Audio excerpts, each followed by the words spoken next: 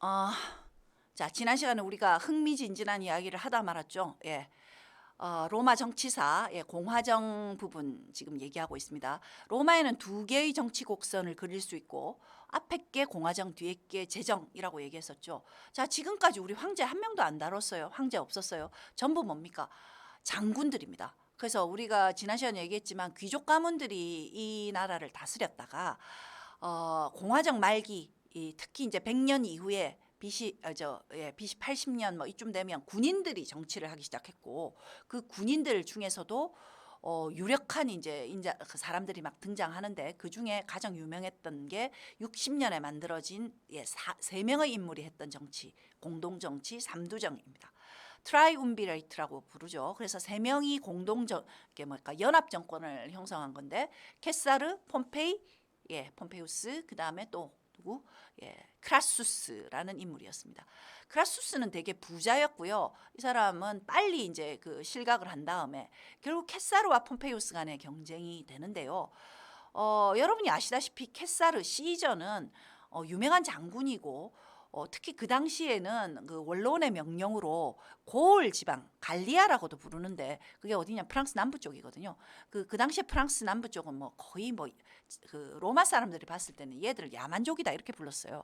그래서 이제 그쪽 고을 지방에 뭐 야만족들을 정벌하러 보냈기 때문에 이제 멀리 가 있었고 폼페이우스는 어디 로마에 있었습니다. 그래서 폼페이우스가 차츰 이게 로마에 있다는 이야기는 권력에 더 가깝다는 얘기예요. 원로원 세력들을 계속 이제 구워 삶을 수 있는 거니까. 그래서 폼페이우스가 계속 권력을 차곡차곡 쌓고 있으니까 케살은 상대적으로 소외돼서 멀리 가 있는 거 아닙니까? 자, 이들 간에 결국 서로 간에 질시가 이제 터져 나오는 게 케사르가 폼페이우스가 뭔가 음모를 꾸미고 있다는 이야기를 듣고 드디어 움직이기 시작하면서부터인 거죠.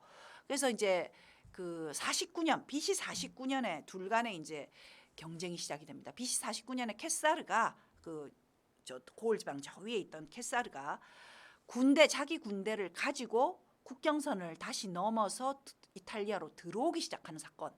자, 이게 뭡니까? 이거 반란입니다. 여러분 위화도 해군하고 똑같은 거예요. 군인이 자기 군대 원로원이 명령이 없는데도 자기 군대를 끌고 수도로 진격한다. 이건 반란이죠. 그래서 여러분 그 유명한 말이 있지 않습니까? Across the Rubicon. 루비콘 강을 건넌다. 이 말은 뭡니까? 국경선 루비콘 강이 있는데 그 루비콘을 건넌다는 말은 뭡니까? 이건 걷는 반역인데요. 예. 그래서 결정적인 결정, 정말 목숨을 건 결정을 하는 걸 Across the Rubicon이라고 부르는 겁니다.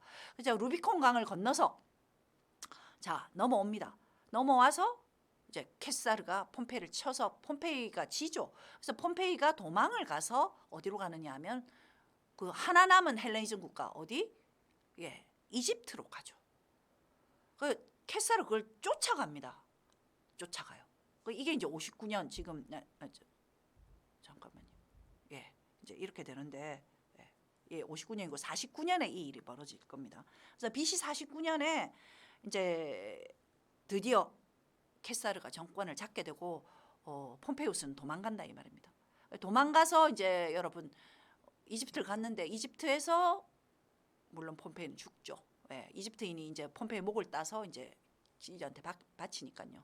자, 그리고 이제 시저는 여기서 누군가를 만나요. 운명적인 사랑을 하게 됩니다. 누굽니까? 클레오파트라를 만납니다.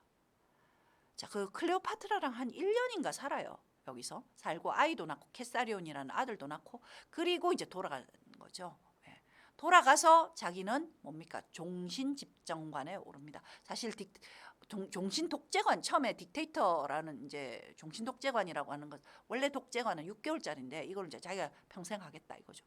그래서 이제 완전한 완벽한 실권자가 돼서 1인 독재가 시작이 됐는데 사실 케사르의 통치는 많은 사람들이 좋아했답니다. 왜 그랬을까요? 굉장히 자기 재산을 많이 풀었어요. 평민들한테 많은 것들을 나눠주고, 그래서 굉장히 인기 있는, 평민들한테는 너무나 인기 있는, 밖에 나가서 전쟁도 잘해가지고, 그 승전보를 가져다 준 장군인데다가 평민들한테 많은 것을 나눠주는 장군, 국민들이 좋아하죠. 근데 왜 이 사람을 BC 44년에 누가 그렇게 죽였을까요? 케사르 암살당하잖아요. 그래서 권력을 잡은 지 겨우 5년 만에 케사르는 죽습니다. BC 44년에 원로원으로 출근하는 그를 향해서 뭐 이렇게 1군의 사람들이 둘러싸서 단도로 짧은 칼로 이제 찔러 죽이기 시작하는 거죠. 뭐 20 몇 군데 찔려서 죽죠. 예. 누가 그랬을까요? 예. 그게 뭡니까? 그게 로마사를 이해하는 핵심입니다. 로마 사람들은 아까 얘기했지만 이 나라의 이름이 뭐라고요? 레스파브리카, 공화정입니다. 이 사람들은 왕정이 되면 안 되겠다고 생각하는 지식인들이 굉장히 많았습니다. 로마의 굉장히 보수적인 지식인들은 이 나라는 처음부터 왕이 안 맞다. 왕이 되면 이 나라 망한다. 이렇게 생각하는 사람들이 많았다고요. 그래서 그런 지식인들 중에 그 브루투스라는 사람도 있는 거죠. 브루투스 너도냐 했다는 그게 그 다 셰익스피어가 사실은 이렇게 극화한 거거든요, 여러분. 그래서 어쨌든 그 결국은 수많은 공화파들이, 그러니까 공화정을 지키겠다는 사람들이 시저가 왕이 될지도 모른다는 두려움 때문에 사실 실제로 왕이 되려고 했다는 증거가 꽤 있어요. 그러니까 이제 왕 되기 전에 죽이자 이래서 죽인 거예요. 로마의 전통을 지키기 위해서. 자, 그러나 여러분 국민들의 마음은 뭐 시저에 있었거든요. 그래서 시저가 죽고 난 다음에 시저의 부하장수였던 안토니우스가 올라와서 그걸 막 이렇게 그 뭐 피 묻은 망토를 보여주니까 평민들이 공화파들을 싫어하게, 공화파들 저놈들 죽여라, 시저를 죽이다니 뭐 이렇게 됐다는 거죠. 그래서 이제 결국은 공화파가 다 쫓겨나고 그 다음에 권력은 누구한테 넘어간다. 예, 프레젠테이션을 잘한 안토니에게 올라간 거죠. 여러분, 그래서 프레젠테이션 중요합니다. 2인자였지만 안토니우스의 그 시저에게는 2명의 오른팔이 있었어요. 부하 장수가 있었는데 한 명이 안토니우스, 한 명이 레피투스, 이렇게 2명의 장수들이 있었고 그 부하 장수 2명과 안토니우스의 시저의 양아들이 한 명 있습니다. 양아들. 자, 그의 이름이 옥타비아누스. 3명이서 여러분 다시 2차 삼두정을 결성합니다. 그게 BC 43년 시저 죽고 1년 뒤에 자 뭐라고요? 앤서니, 우리 안토니우스가 앤서니죠. 레피투스 그리고 옥타비아누스 이렇게 3명이서 2차 삼두정이 시작되는 거죠. 자, 근데 여기서 안토니우스는 여러분 이제 이게 로마가 너무 크기 때문에 이게 지중해 전역을 있잖아요. 안토니우스는 여러분 가장 유력한 정치인이었습니다. 이제 왜냐면 시저가 죽었으니까. 시저가 죽고 나서 권력을 가장 가까이에서 잡을 수 있는, 그리고 연설 한 번으로 로마인들의 마음을 많이 사로잡은 가장 능력 있는 장군이었는데 이 사람이 뭐 대권 주자가 안 되죠. 누가 됩니까? 예. 여러분, 레피투스는 빨리 탈락을 하고요. 아까 똑같습니다. 시나리오가 3명 중에 1명이 먼저 탈락하고 나면 2명 간의 일종의 결승전이 벌어지는 건데, 레피투스가 빨리 탈락하고 난 다음에 옥타비아누스와 안토니우스 간의 경쟁이에요. 로마의 대권은. 근데 옥타비아누스라는 애는 어렸어요. 되게 어리고 사람들이 잘 몰랐어요. 얘가 누군지를.